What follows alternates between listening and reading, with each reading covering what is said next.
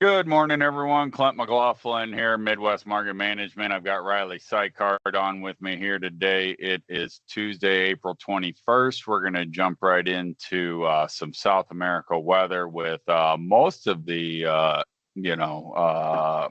focus being on the safrinha corn crop here moving forward, Riley. Even with the safrinha corn crop, it's a big region, a lot of area to cover.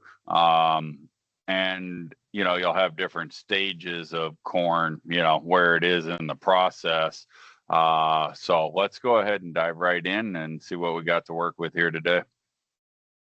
Sounds good. Not any big bullish storylines coming out of South America, but I don't think that's anything new. We're getting used to them having average to above average crops for the last couple of years now. But first thing I want to do, put into perspective, Clint, you mentioned safrinha crop. For that, we're looking anywhere from Mato Grosso down through Paraná.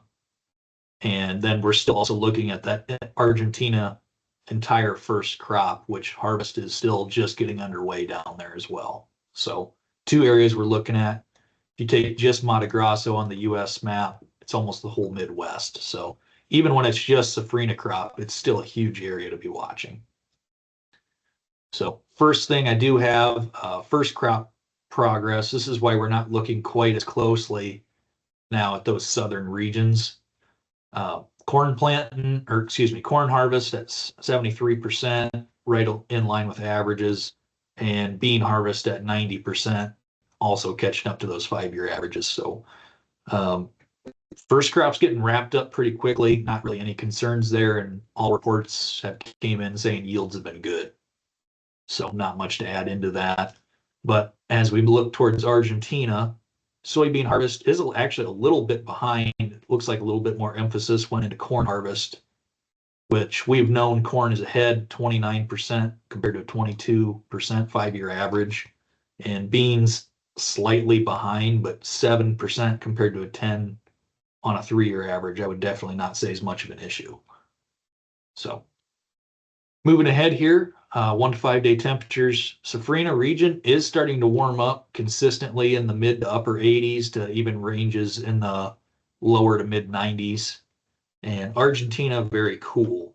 So that's not a new thing in Argentina, but heat coming in the Safrinha crop region is different. And the rain is slowly starting to shut off, but not as quickly as it would be to spark a bull headline. So not any reason to get too bullish when you're looking at the safrinha crop yet. There's still been enough moisture that there's no crop failure thoughts in anybody's mind. So 6 to 10, very similar thing there. I'm just going to kind of breeze right past that. Here's the reason there's no bullish storylines. Last 2 weeks of rainfall, we're in the point now where it would be classified as South America's dry season. And I don't call that very dry. I mean, to some regions in Mato Grosso, 3 to 4 inches. I mean, that's a lot of rain. And just as well in Argentina, some regions that actually got a little bit of flood issues. That small condensed area in Argentina, I was told, was 9 to 10 inches. So a lot of rain coming right now where there's normally not much coming in. But inch plus of rain combined with mid to upper 80s temperatures, nothing to be worried about in terms of crop issues.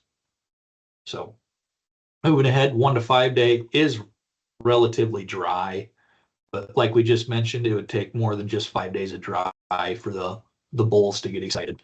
And moving into 6 to 10, more of the same, not much rain in the forecast. And for this time of year, that's expected. That's not something new. And one thing to remember too, we mentioned Argentine harvest is underway. That's safrinha crop for corn in Brazil.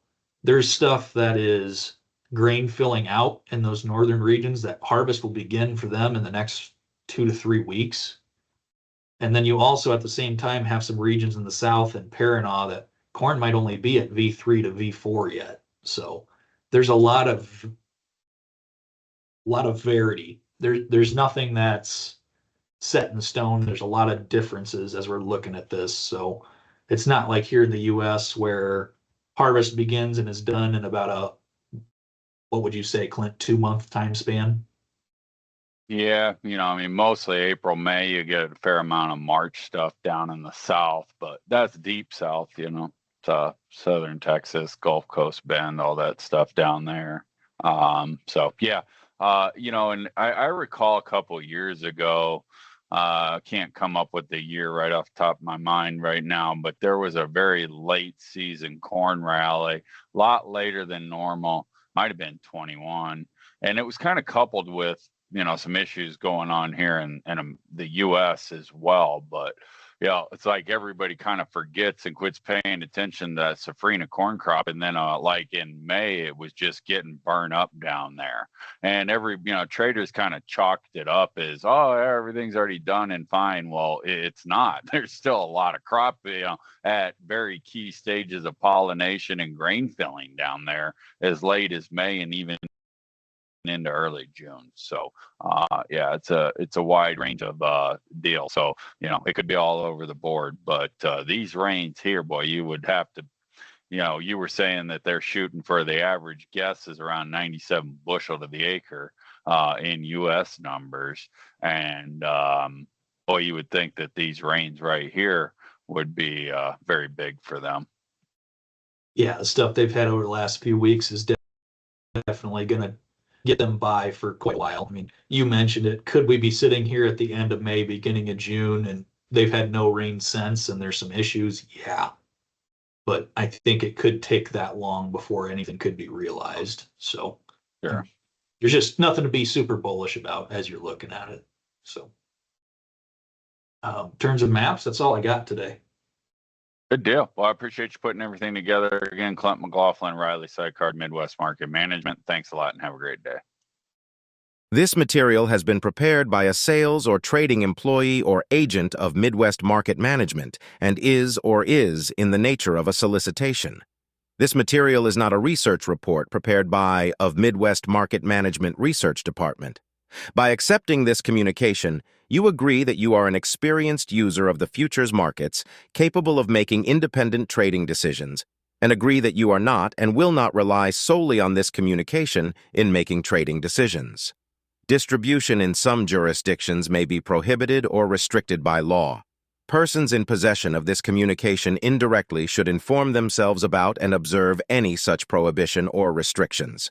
To the extent that you have received this communication indirectly and solicitations are prohibited in your jurisdiction without registration, the market commentary in this communication should not be considered a solicitation. The risk of loss in trading futures and/or options is substantial, and each investor and/or trader must consider whether this is a suitable investment. Past performance, whether actual or indicated by simulated historical tests of strategies, is not indicative of future results. Trading advice is based on information taken from trades and statistical services and other sources that of Midwest Market Management believes are reliable. We do not guarantee that such information is accurate or complete, and it should not be relied upon as such. Trading advice reflects our good faith judgment at a specific time and is subject to change without notice. There is no guarantee that the advice we give will result in profitable trades.